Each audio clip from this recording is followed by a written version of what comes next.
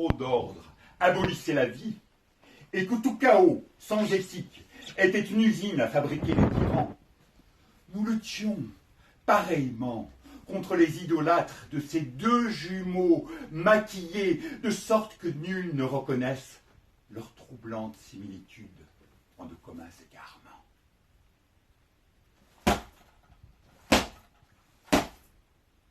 Le tribunal révolutionnaire du silence a décrété que désormais tout pouvoir est drogue illicite.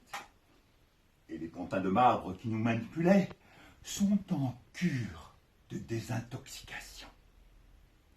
Et face à ces nouveaux juges, beaucoup se sont agenouillés, suppliant « Manipulez-moi encore un peu, car je ne sais que faire de cette liberté nouvelle qui s'ouvre devant moi comme une falaise abrupte. » Et les juges ont remis des chaînes sur leur sourire en ciguë qui avait perdu l'enfant. Et comme il leur plaisait de dominer, c'était un sentiment nouveau, comme une jouissance à rebours.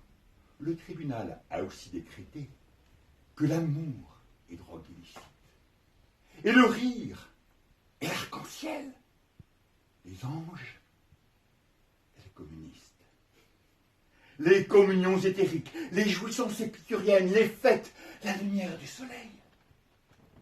Ils ont interdit le souffle du vent, l'arche de la peau, la félicité, de respirer trop fort, de dormir trop longtemps.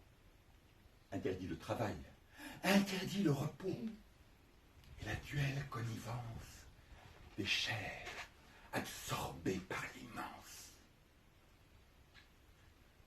Puis, ne sachant plus qu'interdire, ils se sont interdits eux-mêmes. Irrévocable décision. Dans l'éphémère du halo d'une fumée de cigarette, ils sont tous effacés tour à tour. Et chacun fut marqué d'un saut d'incohérence, livré à d'organiques incertitudes. Nul d'entre eux n'a su retrouver les mots, les actes originels, être son propre gouvernail pour apprivoiser l'écume. À l'exception des éveillés. Attention, ça va être bientôt. On dit, voici les nouveaux maîtres, nul autre régnant sous la main. Ils secouèrent lentement la tête, jetèrent une poignée de sel, puis, d'un rire palingénésique,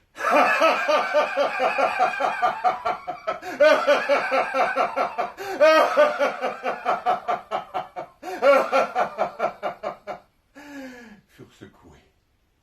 Nul ne comprit pourquoi.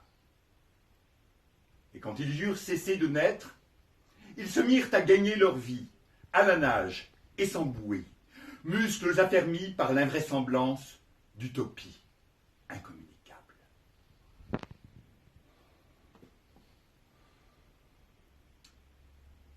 Que donnerais-tu? Que donnerais-tu pour sauver le rire, la belle sauvagerie des jardins?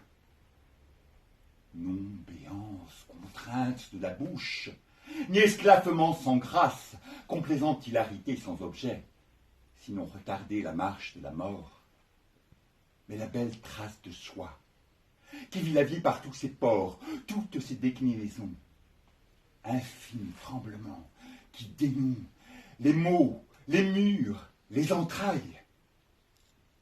Cette réserve d'innocence, où d'autres puiseront leur soif.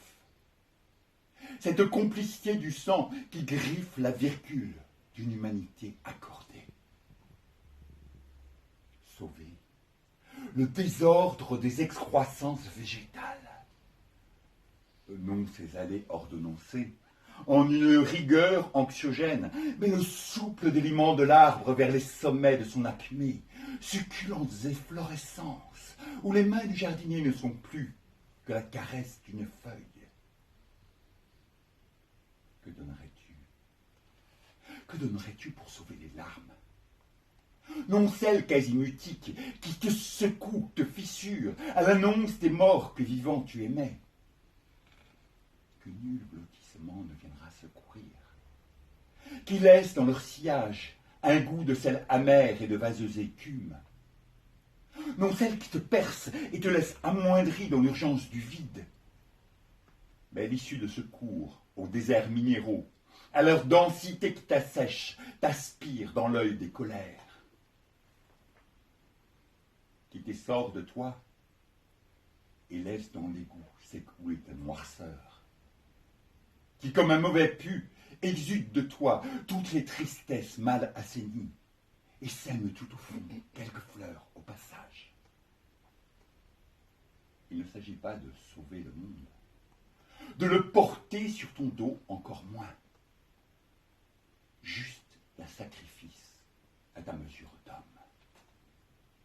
Jeter par-dessus la proue le lest encombrant de ta vanité.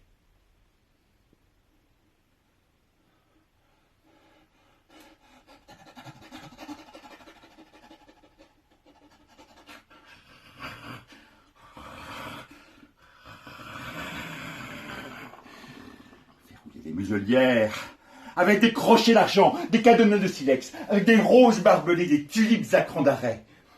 Si vous ne possédez rien d'autre, à portée de cœur et de main, usez d'arc-en-ciel magnétique, de bracelets de cristal, d'omissions volontaires, de défaites glorieuses. Les chiens sauvages, aux crocs de silicone, vont déferler sur la ville en irrépressible écume. Vous croirez voir partout miroiter leurs reflets, quand vos regards n'auront perçu que les silhouettes décharnées de pathétiques pantins. Certains, les chiens du vent, ne viendront pas poliment aboyer au pied de vos lignes maginaux. Ils seront voraces et rusés, avides de déchirer les coutures de vos rêves, voir si le sang y